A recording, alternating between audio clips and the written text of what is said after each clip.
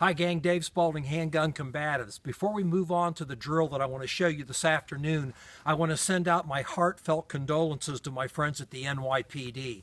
As you probably know by now, they lost two officers last night, Officers Liu and Ramos, who were assassinated by a cowardly offender who shot them to death from their blind spot while they were sitting in their cruiser having a meal.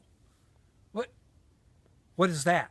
That's not any kind of a direct action. That's just a cowardly act by an assassin.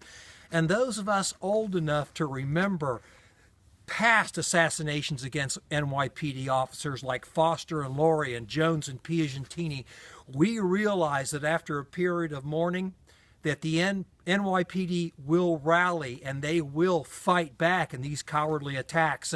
And I think it's probably indicative of the type of society that we're now living in. We're now facing a type of warfare within our own borders that is occurring because as our troops come back from overseas from the wars they fought, the adversaries that we're facing seem to be coming along with them. Do you remember a time in our recent history where you could be sitting in your office and have someone come in and cut your head off? Or one of our military bases where one of our own members of the military screaming Allahu Akbar starts shooting his fellow soldiers and their families to death. We're now facing a fourth generation type of warfare where we now are in the combat zone. Why attack our law enforcement officers? Because, if our cops can't defend themselves, then who defends us? Well, I'll tell you, we defend us. And if there's ever been a time in our society, within our history, where you must be an active participant in your own rescue, this is it. So stay alert, stay aware, know that this is the type of age we now live in. And one more commentary. All the statisticians are telling us now that crime is dropping. Well, figures lie and liars figure. And just 10 minutes from my own home, and I don't live in some high crime area, 10 minutes from my home, at a very nice shopping mall, we had two individuals get into a gunfight, one killing the other over a pair of basketball shoes. What is that? What's that all about? So if you think it can't happen to you, if you think you live in a nice area, well, let me tell you something. Bad things happen to good people in nice places. So you've got to be alert. So just a word to the wise, stay alert, stay aware, check your 360 often. So I'm off my soapbox. Let's talk about what we're going to talk about today. Those of you that have read my articles, my books, have been to my classes, or maybe seen my videos, know that I am a proponent of movement in conflict.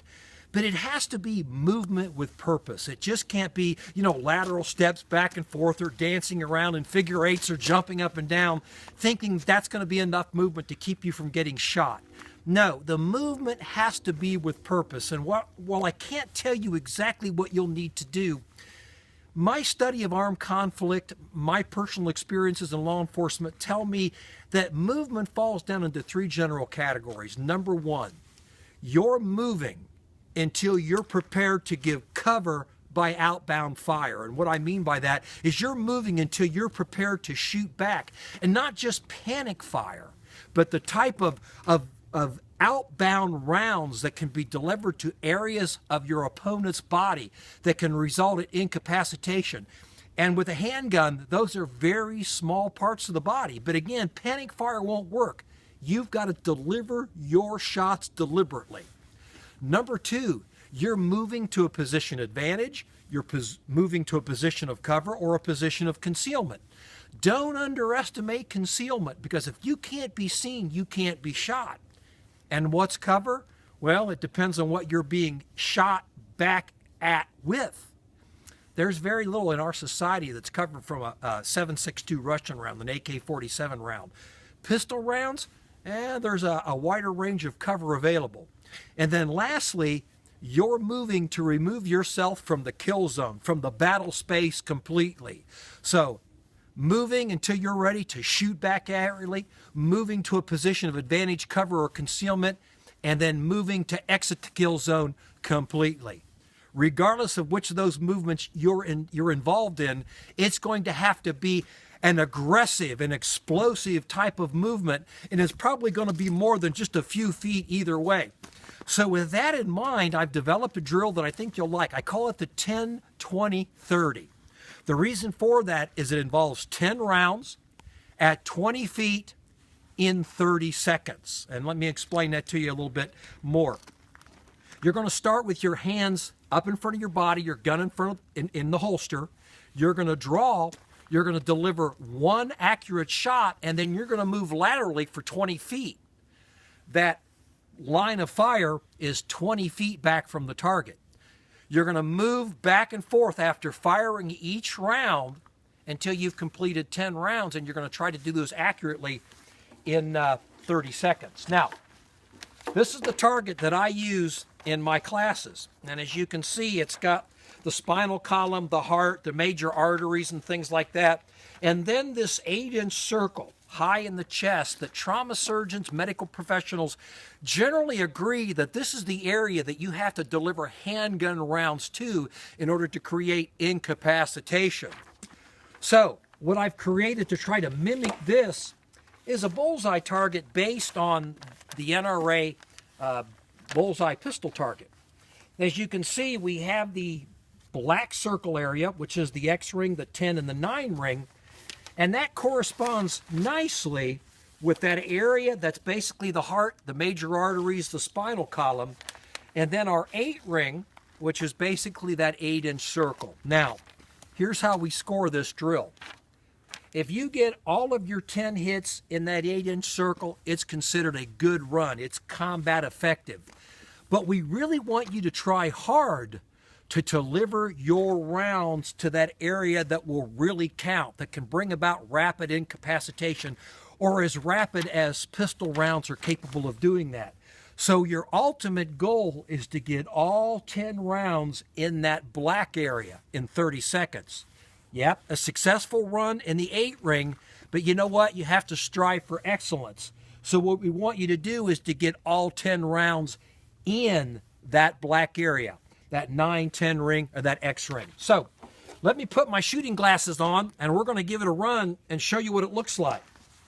So let me go up here. I've got 2 areas staged. I've got a shooting position here. I got a shooting position 20 feet in that direction. We've got our bullseye target up. Okay, Darren, you got the timer? Yep. Okay, here we go. Let's give it a run, see what I can do. All right, are you ready? Yep.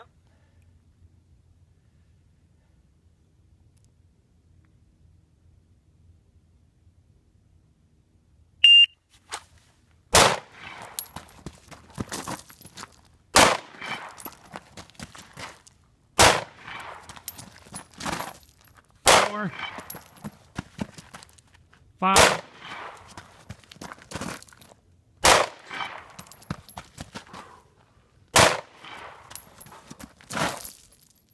8,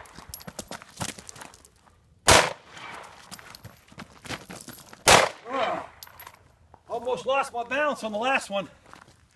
How'd we do? looks like came in good at 28.58. Okay, 28.58. Let's go take a look at the target.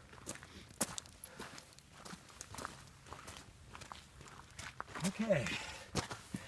1, 2, 3, 4, 5, 6, 7, 8, 9, 10. So not only did I do a good run, I did what we could call an excellent run. Got them all in the black, under 30 seconds, 10 positions. Now, may not be kind of hard to some of you young running gunners, but for some of us older guys that are 60 years of age plus, that can be quite a challenge.